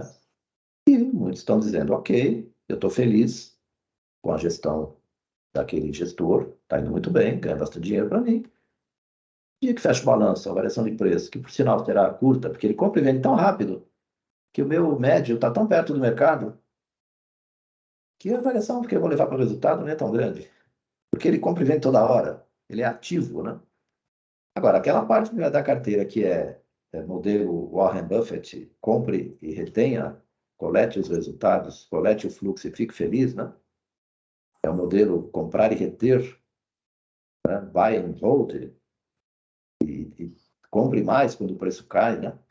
E faça médio, e leva, né? É uma escolha fundamentalista, né? Esse não tem porquê, né? Até porque não é uma operação pretendendo ganhar no preço do papel e sim coletar o rendimento e formar. Então, via de regra é isso, com nuances de tecnicidades que, se o Edson quiser entrar no CPC 48 em detalhes, eu agradeço, mas via de regra é isso, né? Então, a opaca não é pior do que a transparente no quesito valor justo. Sim, a transparente nem discute isso. Né? Levar os ativos para a pessoa física nem entra nessa discussão. Nem tem CPC 48, é nada disso. Mantém lá na declaração de R, é valor de custo até o dia que vender. Ponto. Só vai realizar lucro real, realizado efetivo com a venda. Na opaca, tem uma faixa de discussão importante, tem que ter disposição, né? para discutir isso. Tem que ter um contador que saiba discutir isso com o fiscal da Receita, tem que ter um advogado que domine a lei contábil brasileira e os CPCs, o Edson e vocês, outros aqui, que na hora do vamos ver vai precisar, vai ter briga, né? Que a Receita não se conforma com a ideia de que a variação de preço, né, a marcação a mercado, não vá para resultado, ainda que não exista caixa para pagar o imposto, porque a variação de preço é caixa, né? E ainda em reais, né? Que o DARF eu pago aqui, né? Que a variação de preço se deu lá, né? Então, por isso que eu estou fazendo essa parceria com o Edson para ter substância e estamos aqui hoje conversando para ter substância para que os clientes tenham esse conforto, esse domínio, né? Muito bem. Claro que quando se trata de ativos não financeiros, ativos ditos, né, de propriedade, é outro CPC, né? Não é o 48. Aí você está falando de imóveis, está falando de veículos de valor, obras de arte, até alguns ativos tipo private equity, venture capital, participação societária, aí é um outro capítulo da conversa também, né? Então, é necessário, sim, né, um contador que entenda, domine e ajude o cliente a passar por essas etapas de análise, né? Muito bem. E, por fim, pegando o capítulo aí do controle, sim, né? Necessariamente uma contabilidade transacional, transação por transação, livro contábil detalhado, razão analítico, conta a conta, identificação e classificação de cada um dos ativos pela sua natureza, pela sua certidão de nascimento, que a gente chama, né, o código de registro. Então, eu posso ter o mesmo ativo em mais de uma conta bancária, o mesmo ativo, o mesmo bonde da CSN, ou da Vale do Rio Doce, ou da Petrobras, ou da General Motors, o mesmo papel em mais de uma conta de investimento. Na contabilidade, não é por conta de investimento, é pelo papel que se apura o resultado, ganho ou perda, né? Então, um contador que entenda essa realidade, que saiba ler os extratos, que tenha um sistema contábil que trate o papel e não a conta, né? Faça o custo médio do papel, que na hora da venda aplique o método reconhecido pela Receita Federal, né? Que é custo médio de aquisição contra valor de venda inteiro ou fracionado do lote, apure esse ganho de capital e lance no resultado, a coleta de juros, dividendos, precisamente, né, registrada nas contas próprias, contábeis, né, para que um DRE, o demonstrativo de resultado, vá ser específico e claro a respeito da formação do resultado. Tratamento de empréstimos, alavancagem, né, com devido cuidado, com a devida técnica contábil, apuração de juros acruados no tempo, prorata, todas aquelas técnicas de contabilização que a gente entende válidas e necessárias, né, e que o padrão contábil exige, né. O reconhecimento das despesas nas suas categorias próprias, descritivamente por tipo da despesa, para não é o famoso outras, né? Despesa bancária, despesa de juros, despesas corporativas, despesas com advogados, despesas com contadores, tudo classificadinho, né? De forma a ser fácil conversar com o fiscal, porque voltamos ao velho e bom tempo do lucro real, né? Que existem hoje, quantas empresas no Brasil que operam pelo lucro real, né? Passaremos até agora algo como umas 25 mil empresas offshore operando com o conceito de lucro real, perante a Receita Federal. Receitas, despesas, lucro tributável. Não tem regime, não tem simples, não tem presumido, é um lucro real. A velha e boa discussão de distribuição disfarçada de lucro, que é quando o sócio vai lá no caixa, espeta o vale lá e compra um relógio Rolex novo e fica devendo para a companhia. Ou pega o dinheiro e paga a fatura do cartão de crédito, vai viajar com a família. Toda essa discussão vem para a mesa, né? E o contador tem o cuidado de orientar, né, o cliente a fazer as coisas direito. A separação dos resultados até 2023, como a Tatiana comentou, e os lucros novos a partir de 24. Sem dúvida, o plano de contas dessa empresa, dessa contabilidade, vai ter que separar esses lucros, né? E ficou uma dúvida para mim, não sei se alguém tem a resposta, mas eu ainda não fechei o raciocínio sobre como tratar o prejuízo até 23, né?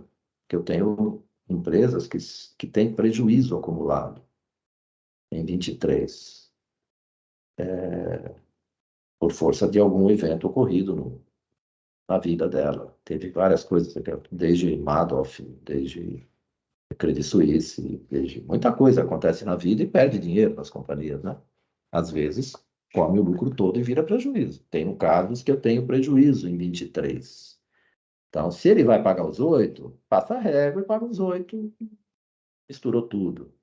Se ele não vai pagar os 8%, vai levar para frente, esse prejuízo até 23, para mim, estou com a sensação de que, né, não tem o que fazer com ele, a não ser incorporar no capital, né? E dar como perdido, né? Então, parece que é por aí que vai. Então é isso, gente. A gente prepara demonstrações financeiras lá no escritório, dentro do padrão IFRS, com todos aqueles requisitos, né? Balanço patrimonial, demonstrativo de resultado, demonstrativo de variação nas contas de patrimônio líquido, fluxo de caixa, notas explicativas. É um padrão contábil, uma demonstração financeira bem parruda, que agora, né, estamos convertendo tudo para português, né? Fazíamos tudo em inglês, passaremos a fazer em português para atender a lei brasileira, né? Moeda funcional continua sendo dólar, mas a expressão da língua em português, né? Para não atender a legislação brasileira, mas, em geral, poucas modificações de forma de apresentação. Um rigor maior na descrição do objeto social, modelo de negócios e forma de tratamento contábil, da variação do valor justo. Isso vai ficar mais bem explicado do que vinha sendo historicamente, embora já estivesse, no nosso caso, razoavelmente explicado, mas agora a gente vai detalhar mais. O Edson vai me ajudar a escrever os parágrafos necessários ali, né? Para ficar bem explicadinho. E vamos esperar o andamento da fiscalização que virá, né? Afinal, uma nova linha de receita fiscal que vai ter um valor razoável aí ano a ano, né? Tá bom? É isso. Arthur, muito obrigado. Eu acho que deu um panorama bom do que é a questão prática. Eu tenho também algumas, na verdade, dúvidas ainda, mas eu vou passar a palavra para quem já levantou, o Gabriel, e na sequência o Eric, né, para a gente comentar aqui. Fala, Gabriel. Oi, Edson, tudo bem? Bom dia a todos. Parabenizar a Tatiane e o Arthur aí pela exposição. A dúvida que eu fiquei foi a seguinte, então, eu só queria confirmar se eu entendi correto. Pelo CPC 48, então, quando eu tenho uma empresa, né, uma offshore, que tem como objeto ali investimento em ação de portfólio, por exemplo, então ela tem várias ações na sua carteira e o objeto dela é essa compra e venda. Então, nesse caso, eu jogaria para resultado. Mas caso eu tenha uma offshore com outro objeto e ela eventualmente tem uma ação, né, em bolsa, no exterior, então nesse caso eu jogaria para patrimônio líquido, né? Essa é a primeira dúvida que eu queria confirmar se eu entendi. E a segunda dúvida é a seguinte: se eventualmente eu jogo para patrimônio líquido, tá? E depois vendo a ação em um determinado momento, como é que ficaria a distribuição disso, né? Porque eu não teria efeito e resultado. Como é que eu traria isso para os sócios? Eu seria obrigado a liquidar, né? Porque eu conseguiria distribuir dividendos sobre isso? Como é que, na prática, eu deveria fazer? Obrigado. Eric, você quer falar antes? Depois a gente já tenta todo mundo comentar. Eu posso falar, posso até, de repente, tentar comentar em cima do Gabriel aí, que ele falou, a questão... A primeira, Gabriel, eu estava prestando atenção aqui, eu fiquei focando na questão da ação e perdi a sua primeira pergunta, que era... Você pode repetir de novo, por favor? Que é a questão do modelo de negócios, né?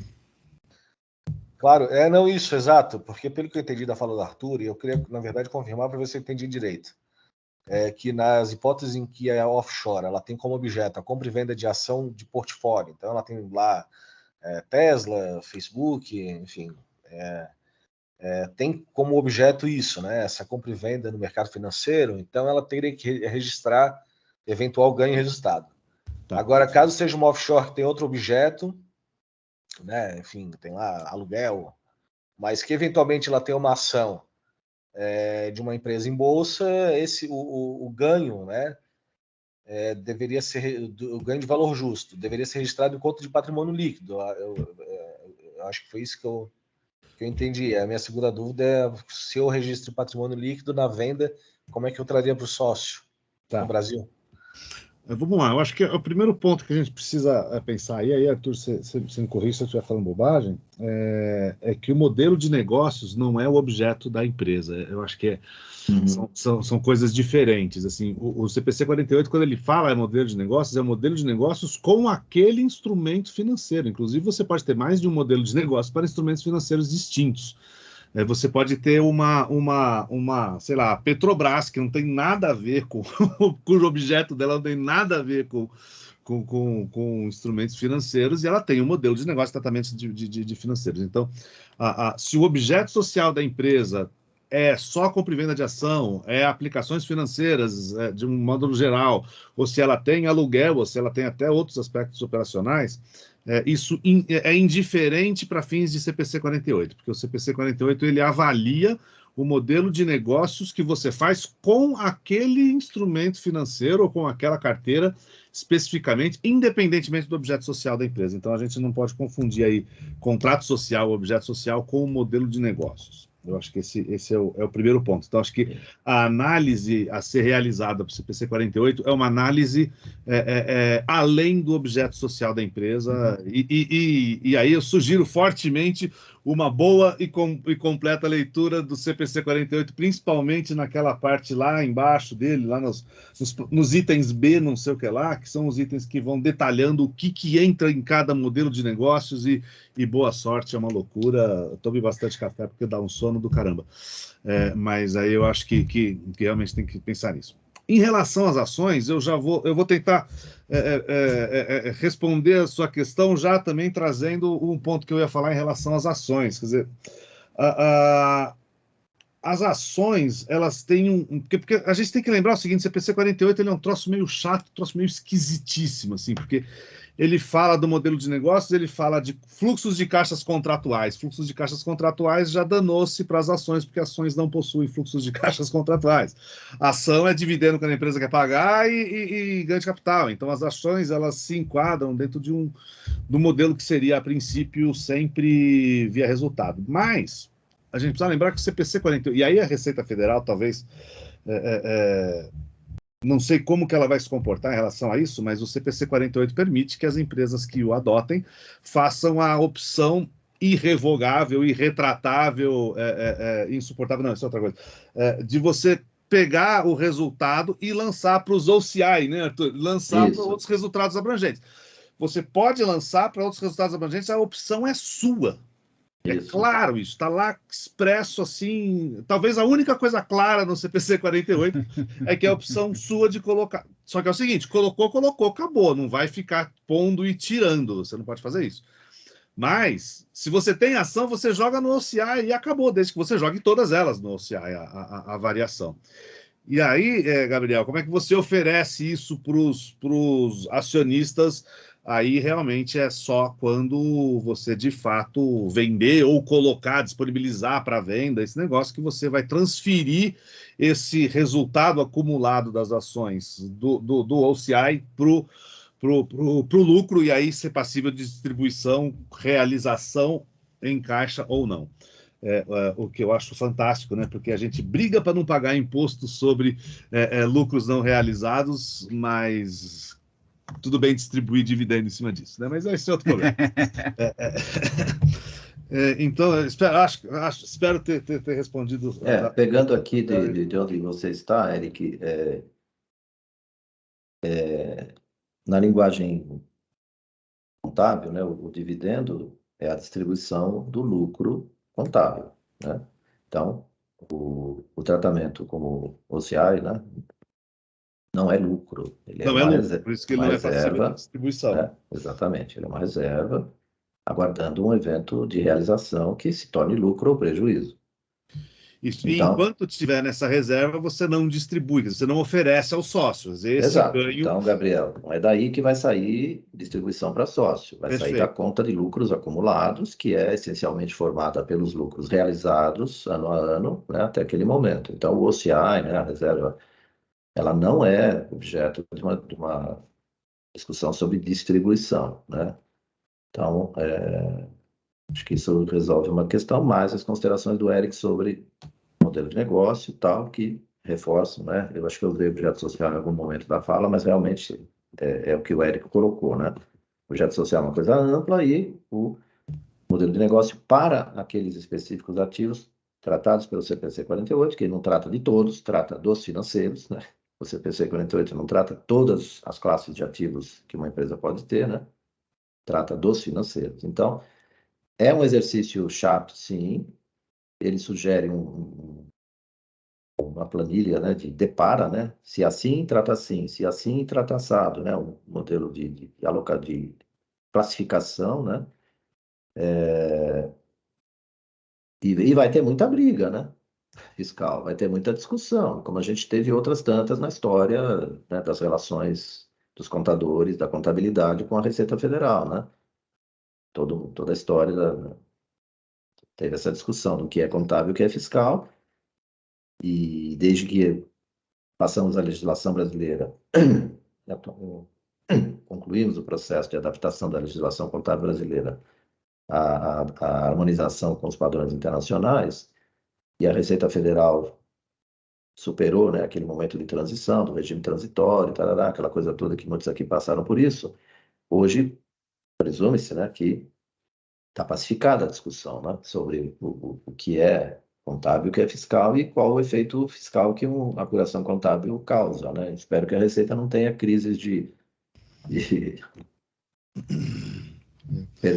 memória, né, crise de arrependimento, comece agora. Há um risco, né, que acho que, não sei se foi o Edson que trouxe, ou algum outro colega aí, algum outro profissional. Há um risco de que a equipe de fiscalização, provavelmente vai iniciar fiscalizações das pessoas físicas que têm ativos no exterior, não necessariamente é a equipe de fiscalização, e ao contrário, acho que não será mesmo, que já se educou, já evoluiu nas PJs, né, nas pessoas jurídicas, com seus regimes de lucro real, com seus regimes de... houve uma evolução importante, natural, decorrente da evolução da legislação, da evolução da própria contabilidade. Está, segundo advogados contenciosos aí, tributários, né, que tem pouca disputa tributária relacionada com pessoas jurídicas, né, no Brasil, a respeito de discrepâncias ou desentendimentos da Receita com a apuração contábil, com a norma contábil, com a lei contábil. Não sei se a Tatiana tem alguma opinião, se tem algum advogado tributarista contencioso na plateia aqui, mas parece que caiu bastante o volume de demandas nesse campo. A preocupação que fica agora é que a equipe que vai começar a fiscalizar a pessoa física não tenha essa mesma formação e acumulação de conhecimento e de casos realizados e comece tudo de novo. Né? Um processo de educação e aprendizado à custa dos nossos clientes, né? À custa dos nossos, que vai aprender a lidar com essa temática, né? De CPC, de modelo de negócio, de não sei o quê, de tipificação dos ativos, tudo isso que... porque a linguagem simples é aquela que veio perguntas e respostas, né? A marcação mercado, o preço de juros vai para o resultado. Exceto, vírgula. Aí ele concedeu a hipótese de botar uma vírgula e colocar, exceto alguns modelos de negócio específicos. Arthur, se você me permite, eu queria fazer uma pergunta exatamente nessa vírgula aí. E aí, Tatiana, e isso, talvez aí o próprio professor Eliseu, caríssimo, que deve estar por aí, se não dormiu, que é o seguinte, lá fala, a lei fala, né?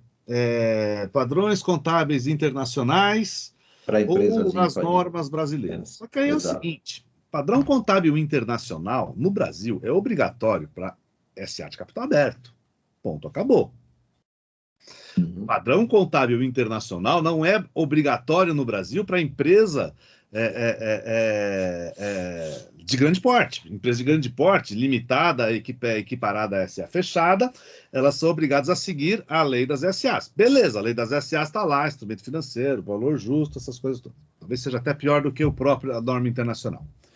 Só que aí é o seguinte, a gente tem, abaixo dos 300 milhões, entre 300 milhões e 76 ou 78 milhões, não me lembro, o limite do presumido, CPC-PME, que é mais ou menos uma cópia do 48. Só que é o seguinte, quando a gente tem 76 milhões para 4.800, que é o limite do Simples, a gente tem ITG 1.001. E para as micro e pequenas empresas, abaixo de 4.800, ITG 1.002. Esse é o padrão contábil internacional. O padrão contábil internacional não é CPC ou IFRS para todo mundo. Então, nós estamos falando de uma empresa. Então, imagina o seguinte, uma empresa que tenha um rendimento de até 4.800.000 de reais, ela, teoricamente, a norma internacional brasileira é a ITG 1002, que é para microempresa. E lá é tudo ao custo, ponto, acabou. Se você pegar alguém que tenha de 4.800 a 76, é ITG 1001. E lá é tudo ao custo, ponto, acabou. Então, lendo a norma, eu fiquei com essa dúvida do seguinte, IFRS ou normas brasileiras dos dois o maior, que der o maior lucro para a Receita, ou a gente vai poder questionar, falar o seguinte, olha, até 76 milhões e 76 milhões de rendimento no exterior dá um patrimônio bastante relevante. Então, aí eu estou com essa dúvida, quer dizer, o que a gente faz com o padrão contábil brasileiro? Esse ou, ele traz essa dúvida mesmo, porque ele é um ou que não é um ou, né? Ele é IFRS, Tatiana, me ajuda se eu não expressar perfeitamente, IFRS para empresas sediadas em países que não tenham tributação favorecida. Isso, ele traz... Não é um ou, é obrigatório o BR-GAP para empresas sediadas em países com tributação favorecida. Mas assim essa questão, entendi. Arthur, essa questão, deixa eu interromper um pouquinho, mas só porque o Eric colocou num ponto importante, porque o BR-GAP, nós temos vários. Isso. Não, perfeito. Depende A do primeira parte da porte da separação. empresa, Isso, né? isso. Separando então, né, só para pegar de onde está. IFRS para empresas sediadas em países com tributação normal, não favorecida. Então, uma empresa... vamos falar aqui, sempre estamos falando aqui das empresas familiares, né, de capital, de reserva de capital de família. Não estamos falando de empresa operacional, né, ou de investimentos e tal. Essas 25 mil empresas que declaram na DCBE lá que tem capital no exterior, controlado por pessoa física no Brasil. A imensa maioria está em países com tributação favorecida. Assim entendido. Cayman, BVI, Bahamas, Ilhas do Canal, não sei o quê. Países com tributação favorecida. Muito bem. Nesse caso, é padrão contábil brasileiro, né? Já excluiu o IFRS. Aí, nesse caso aí, seria BR-GAP. Já não é... Agora, peguemos o ponto do Edson. BR-GAP também tem nuances, tem critérios e tem... Sim, agora, Edson, BR-GAP, como se aplicaria, né? Qual dos BR-GAPs, né? Qual dos recortes, qual das subcategorias? Então, acho que é legal essa discussão, sim. Como é que te passou pela cabeça aí? Na verdade, diferente do IFRS, eu acho que só tem um, né? Porque o IFRS também tem o para pequenas e médias. Mas é de 76 a 300. Não, eu sei, mas eu estou dizendo assim, mesmo para as empresas que estão em locais que não são regimes fiscais privilegiados, eu ainda tenho a opção da PME. Não, você tem a opção ao padrão contábil brasileiro a critério do contribuinte. Não, eu sei, mas eu estou dizendo assim, Eric, eu vou usar IFRS. Mesmo dentro do IFRS, eu tenho dois. Tudo bem. Dependendo do meu porte, eu tenho dois. Mas aí você sai do caldeirão e cai na frigideira porque o tratamento é igual. Não, ok. Mas assim... E para BR-GAP? Para o brasileiro, a gente tem 3, né? Porque tem os das microempresas. Na verdade, você tem 4, né? Porque você tem o das microempresas, das Você tem o ITG 1002, que é das microempresas, o ITG 1000, que é das pequeníssimas até 76, aí de 76 a 300 o PME, e aí enfim... Bom, aí, então tem aí 2 a mais. São 4, na verdade, né? E essas referências são para faturamento, né? São faturamento. E eu acho Tá. que a Receita não se atentou para isso. Então, aqui a gente está falando de faturamento, por simplificação, né? A somatória dos rendimentos Os rendimentos, sim. coletados, né? No período. Então, tem lá uma empresa que tem um patrimônio lá de 10 milhões de dólares e ela faz um rendimento anual de 5% e, no mercado internacional, né? 500 mil. E 500 mil 500 mil dólares. dólares, 2 2 milhões e meio. 2 milhões É e meio. Pode 2 escolher milhões e qualquer meio, uma delas. microempresa. Tudo ao Então, custo. como tratar? Então, Isso. aí você tem um outro embate bem interessante, né? Porque você está enquadrando a realidade daquela empresa, né? Aí a segunda parte seria como a Receita entende esse rendimento financeiro, né? Porque ele é um rendimento financeiro, ele não é um rendimento decorrente de atividade negocial, operacional, né? Eu não sei se a gente enquadraria esses limites ditos de faturamento a essa realidade de rendimento de capital financeiro. Esse é o tamanho do bode que está na sala. Não, mas aí, então, tem uma solução. A Tatiana me corrige aqui, mas tem uma solução de consulta para presumido que a Receita considera tudo. Então, mesmo uma empresa holding pura, que só tem a participação societária, a Receita entendeu que a equivalência seria o faturamento para fins de opção no lucro presumido. Sim, ela Né? coloca isso até como que eu vou falar? Orientações de preenchimento, sabe, Edson? O que eu achei engraçado, que realmente, assim, eu acho que eu concordo com o Eric que a Receita não se atentou em relação a isso. Tanto que no Perguntas e Respostas, né, Arthur, a Receita fala assim, olha, isso está com o seu contador, o balanço pode ser produzido por contador habilitado, tanto no RFS como no BRGAP, então... É uma situação que é um outro nível de discussão técnica aqui com potencial. Então, assim, seria talvez uma segunda trincheira, né? Não sei qual seria o primeiro. Definindo uma estratégia, né, de enfrentamento, se é melhor construir a modelagem, né, toda a fundamentação do modelo de negócios, característica da gestão da carteira, toda essa estrutura racional que a gente está desenvolvendo aqui, para justificar o OCI, né? Justificar que eu não levo para resultado a diferença entre custo médio e valor justo. Seja ela positiva ou negativa, porque nós tivemos 2 anos atrás, aí, 21 e 22, em que os mercados bateram bastante, né, nos preços e muitos OCIs estavam negativos.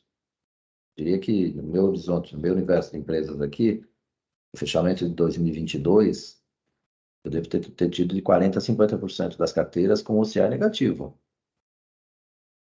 Foi um ano horrível, o pior ano da história dos mercados internacionais nos últimos 50 anos. Então, virou muita empresa com OCI negativo. Aí eu teria levado para resultado, se fosse, né? Se não fosse tratado como OCI, fosse tratado como valor justo levado ao resultado, eu teria comido o lucro todo, talvez, do ano, porque o lucro realizado efetivo versus a marcação a mercado do estoque todo, né? A Receita não vai gostar disso também, no dia que olhar o balanço assim, né? Ela só quer lucro, né? Ela só quer valor justo positivo, né? Provavelmente. Ela não quer valor justo negativo. Nada disso está escrito, né? Mas vamos voltar aqui. Construir essa estrutura esse racional todo, ou ir direto para uma discussão mais simples, como essa que vocês estão trazendo. Olha, aplica-se aqui o BRGAP de nível empresa tal, que é tudo a custo. Acabou, não conversa mais, não tem conversa. Eu nem marco o valor justo. É outra discussão, né? Eu nem marco o valor justo, né? Se é o que eu entendi, o que o Eric e o Edson trouxeram. Tudo a custo. Depende do padrão. E é o mais simples, né? Professor Porque Eliseu quer falar. assim, pelo menos traz a legislação a critério do contribuinte, então. Vamos lá, professor.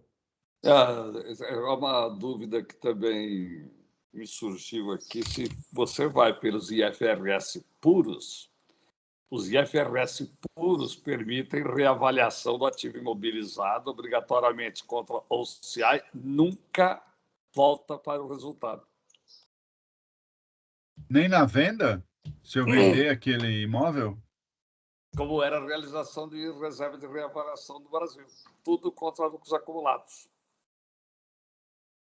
Mas aqui, ok, mas aqui do ponto de vista tributário tinha a tributação da reserva, né? Pela depreciação. Tem ainda? Então, se eu adotar... Eu estou perguntando, estou em dúvida. Até ativo intangível, que tenha valor de mercado, tenha negociabilidade, pode ser reavaliado nos IFRS puros. É uma das diferenças entre o puro e o brasileiro. Mas tudo bem, só para vocês pensarem aí. Não, mas eu acho o seguinte, se for num país que não tem regime fiscal privilegiado, já tem o padrão contábil ali, porque são países, teoricamente, com uma governança um pouco melhor, né? Então, eu imagino que, e na maioria deles, talvez seja o próprio IFRS. E aí eu já vou usar o que está lá. O grande ponto é a gente olhar os que estão efetivamente A geografia... não é país, né, que chama... jurisdição, né? País, jurisdição. É um país de regime fiscal tributação privilegiado. regime fiscal privilegiado. Aí está aberto para o contribuinte vai escolher. Como é que é? Desculpa, eu não entendi. Porque assim... Se é privilegiado, é BR-GAAP. Se não é opção do contribuinte, né? Isso. Isso, tá. Não. Sendo BR-GAAP... Peraí. Se é privilegiado, é BR-GAAP. Se não é privilegiado, é um ou outro a opção do contribuinte. Exato. E óbvio que como disse o Edson, se eu estou num país que não é privilegiado e tenho, provavelmente, um requisito contábil, porque não é privilegiado, geralmente os países têm padrões contábeis determinados, muito provavelmente é IFRS. Mas se eu já tenho o IFRS... coisa que me obrigue a usar aquele balanço, ou eu posso fazer um para mim aqui? Não, se aqui está dito que é IFRS ou BR-GAAP, eu posso escolher qual que eu quero. Posso escolher qual que eu quero, né? Se eu estou em um país não privilegiado. Muito bem, está resolvida essa questão. Posso fazer até 2 balanços, um para atender a legislação daquele país, IFRS, e um para o Brasil. Posso escolher. Muito bem. Não sei se isso vai trazer vantagem, porque a própria Receita diz, né?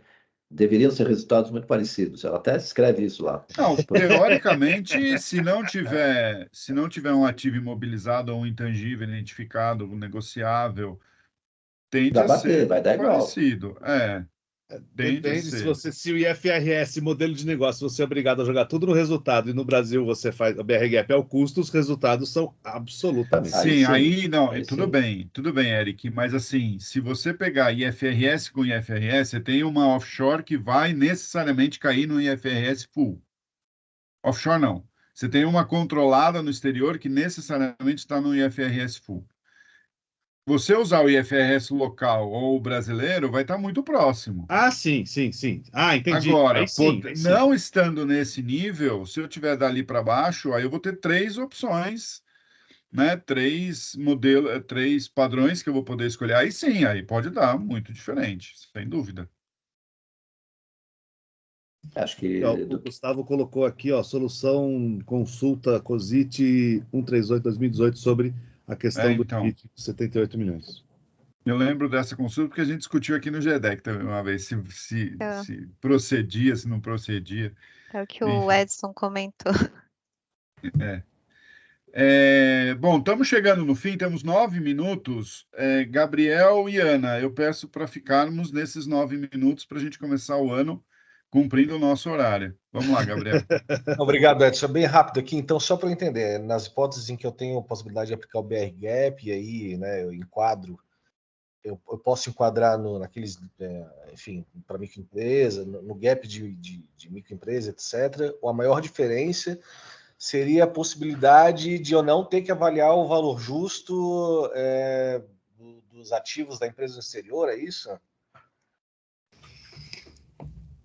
Basicamente, sim, né? Acho que dá para parece que... responder assim. Uhum. Obrigado. Ana,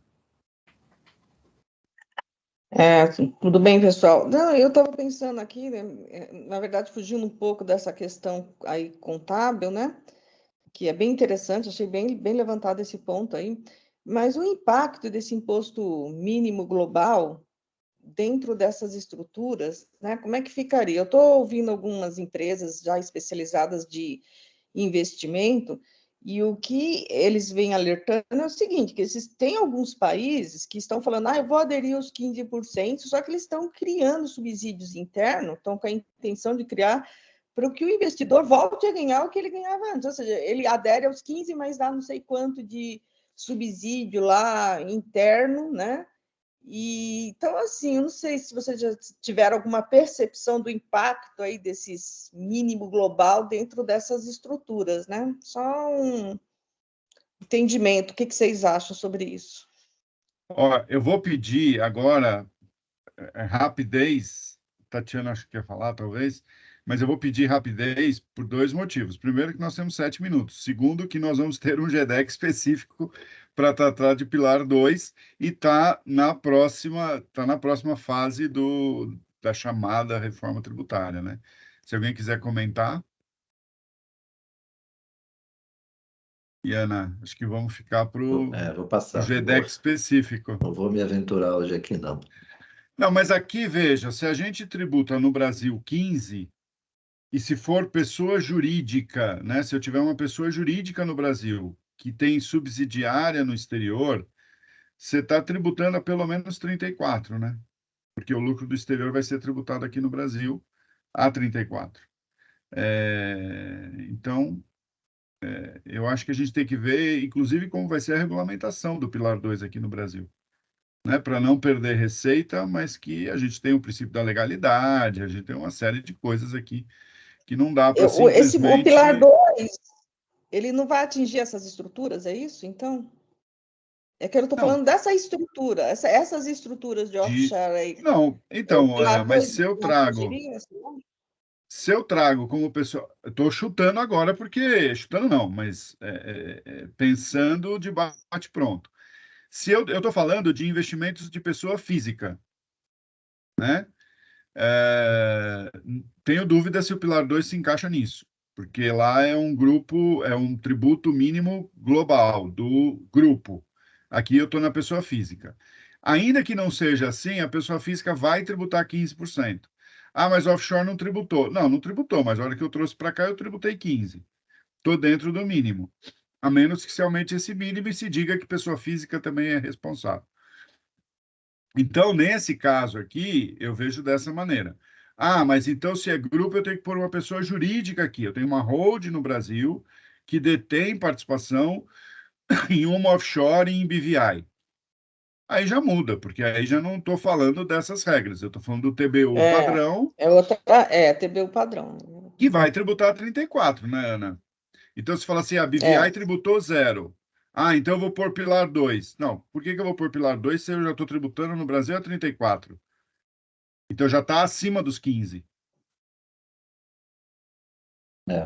Entendeu? Então eu acho assim, para a nossa discussão aqui de pessoa física, considerando o Brasil, primeiro, a minha dúvida é se aplica ou não, porque eu estou falando de pessoa física controladora.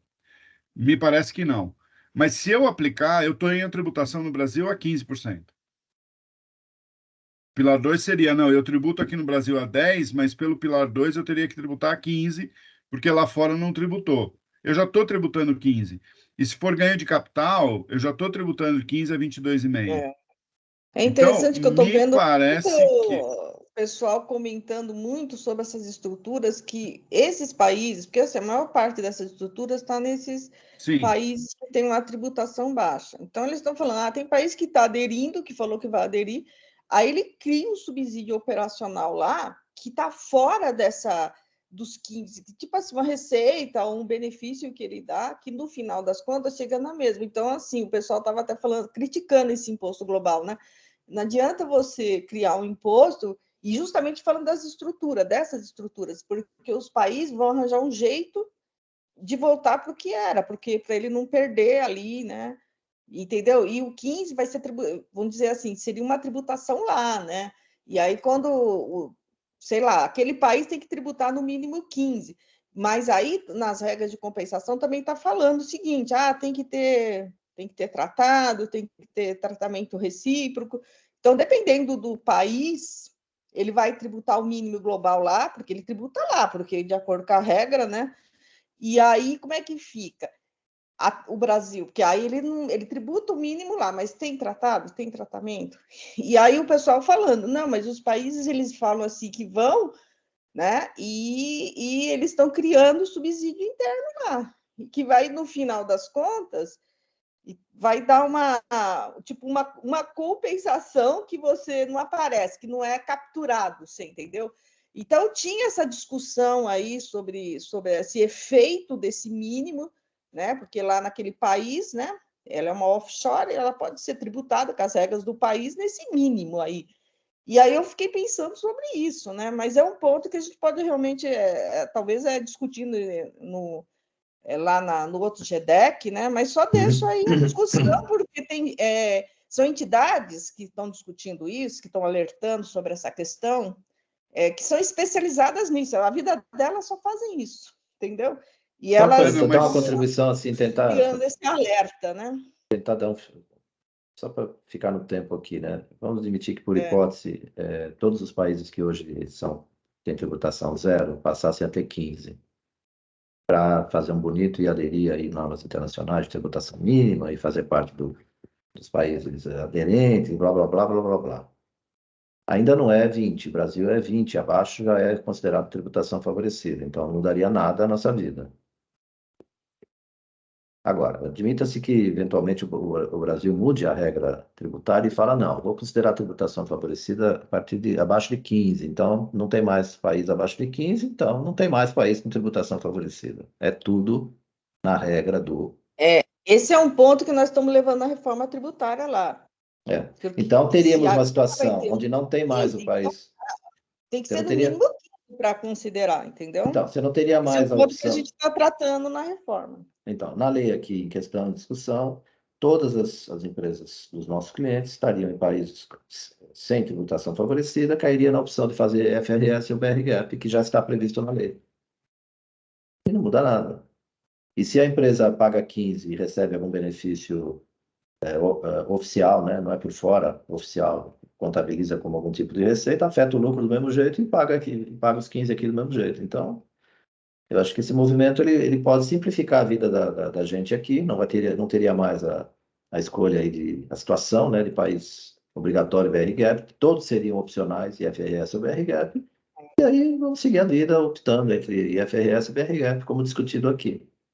E no pior, pegando o caso, Ana, o que o Arthur falou, você tendo o opaco, né, você tributando pela pessoa jurídica, você vai deduzir todas as despesas. Então, se falar, mas BVI agora tem 15 e o Brasil não tem nem reciprocidade e não dá para trazer o imposto. Você não traz o imposto, mas você aproveita como despesa lá na empresa. É menos do que você trazer para... Imagino que seja menos do que você trazer para compensar. Mas você aproveita esse imposto como uma despesa dedutível na hora de você trazer seu lucro. Bom, pessoal, já passamos do nosso horário. Eu quero agradecer a Tatiana, o Arthur. Eu, particularmente, achei que ficou melhor do que eu esperava essa discussão. Né? O Eric trouxe essa questão do padrão, mas isso ele já tinha me dado um spoiler, então não foi tanta novidade aqui, embora eu esteja pensando a respeito ainda, né? E sejam todas bem-vindas, então, de novo, bem-vindos a esse GDEC, e já temos um alerta importante, um aviso importante. O link da reunião de hoje vai ser o link de todas as reuniões, pelo menos no primeiro semestre, que é o que a gente já marcou. E a nossa próxima reunião é no dia 23 de fevereiro, em princípio, se nada acontecer no meio que gere uma extraordinária, mas a próxima é no dia 23 de fevereiro, e a gente vai discutir o tema das subvenções. Essa mudança da regra na subvenção também. É um tema meio batido, mas também urgente, porque as empresas, quem quiser cumprir a regra, vai ter que pedir a sua habilitação logo. Por isso que a gente acabou também puxando essa para o segundo tema do ano. Então, foi um prazer revê-las a todos aqui. Nos vemos daqui mais ou menos um mês e até mais. Obrigado pelo convite. Gente, obrigado. Um abraço a vocês. Obrigado, Tchau, pessoal. tchau. Excelente dia.